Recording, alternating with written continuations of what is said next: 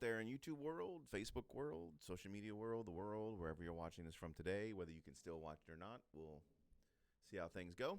But thank you for joining me for another episode of Musings with MGL. I'm your host, as always, MGL. Please click the like button, the subscribe button, the bell, ding, ding, notification, comment, share, etc., etc. Please help the channel grow because we're going to need more and more of conservative, Second Amendment-minded channels going in the future. So if you find other channels out there that you like that are also Second Amendment and conservative-related, please like and share on them as well and subscribe because we need as many as we can right now.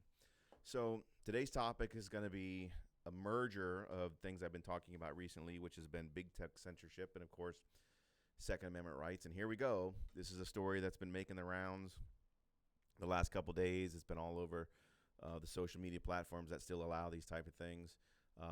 And we've been saying it for a while now that obviously this administration and the current climate that's going on out there is going to come after guns and Second Amendment rights and everything else. And so you've seen big tech do all their censorship recently. You've seen Joe Biden come out and say he's going to take on the NRA and gun owners recently. And so now you have this story here, which is combining basically those two concepts. So here's a story from the Washington Examiner. It's just happened to be the one that I picked, but it's all over the place, obviously. And as the headline clearly states, Amazon partner GoDaddy boots gun site from its servers. So we scroll down here.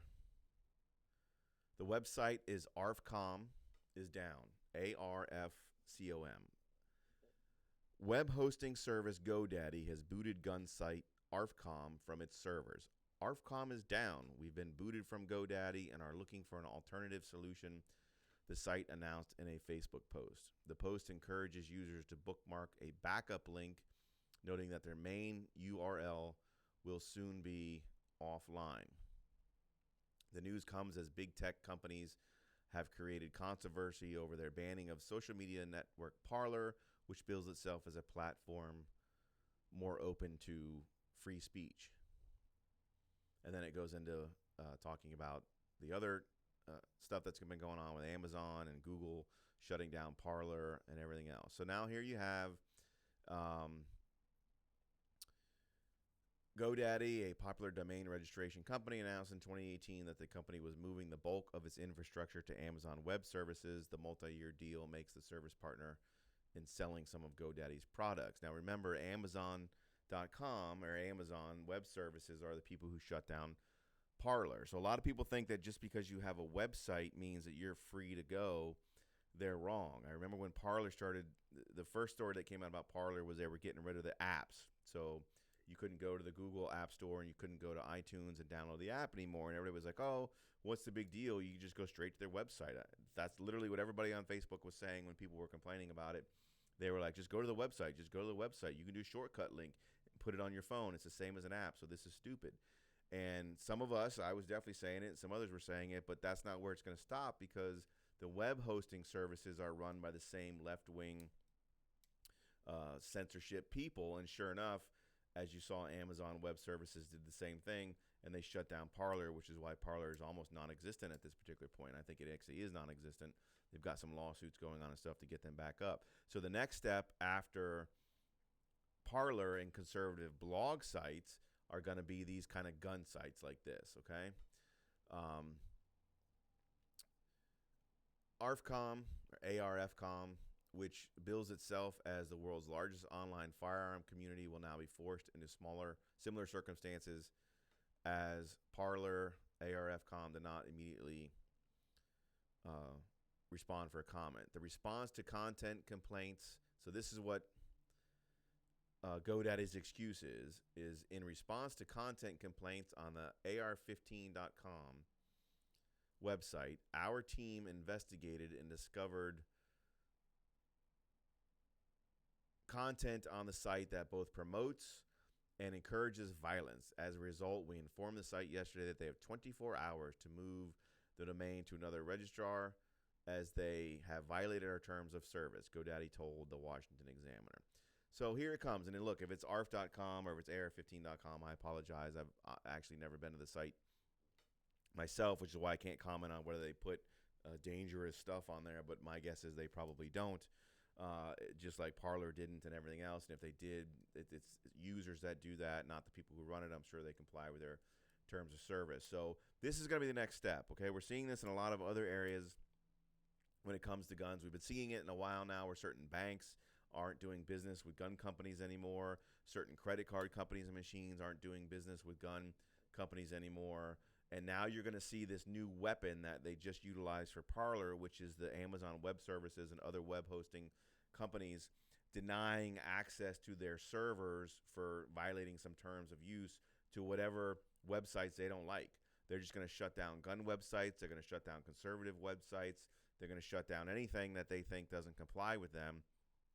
And this is the first salvo against firearms with this new particular weapon. Again, they've been attacking them with their monetization and stuff in the past. But now you're going to see all kinds of these sites go down.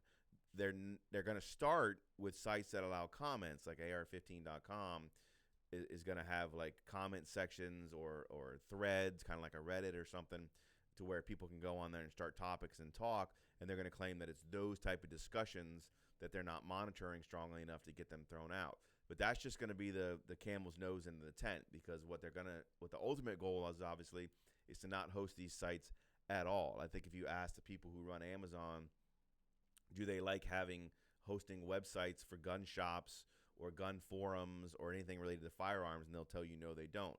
They haven't had the balls or the gumption or whatever to do it yet, to just take down a store website, like a major site that has it's just a store that doesn't have a forum discussion but sells firearms. But that is going to be their ultimate goal. So they're going to start with these discussion style forums, and you're going to see most of these being taken off web services. You're going to see these obviously coming down from Facebook. You're going to see them coming down from YouTube. It wouldn't surprise me at some point if YouTube just basically did a blanket ban on anything related to firearms. So when you go on there and you want to look at Hickok 45 or any of these other people that do reviews on firearms or shooting videos, those are probably going to be taken down.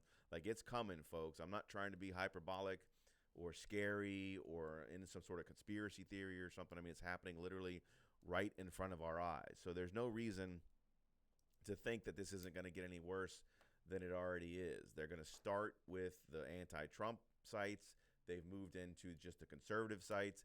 Now they're moving into the gun sites. And if anybody thinks they're just going to stop at some point and not go straight for anything related to firearms, they're wrong. So all I can do is tell you to what normally, we can tell you, write your congressman, make congressman phone calls or whatever. But again, these are private companies. So until they're willing to be split apart under some sort of antitrust thing or some sort of regulation or lawsuits or something, it's going to keep happening. And I really don't know what we can do about it. I'm just bringing it to your attention that hopefully some of these sites can find alternative places. Hopefully people step up and will run websites or host servers without having these sort of biases and the censorship thing on it. Some places like Gab.com, if you have enough money, you could purchase enough of your own servers, and then you run your own servers and you don't have to worry about it. That's about all you can do at this particular point, is try and do something like that. But of course, most people aren't going to have the money or the ability to host all their own servers. So look, it's just getting scary out there.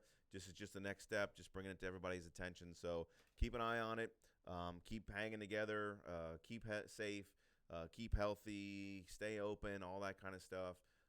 Try and find a place where you can reach out to like-minded people online. We may have to go back to the old days of just hanging out together in groups if they ever get around to letting the world open back up again. So until then, do your best to keep an eye on it. As always, like, comment, share, subscribe, support everything related to the Second Amendment and even conservatism at this point, because we're under attack from all sides. All right. So thanks for watching, and as always, carry on.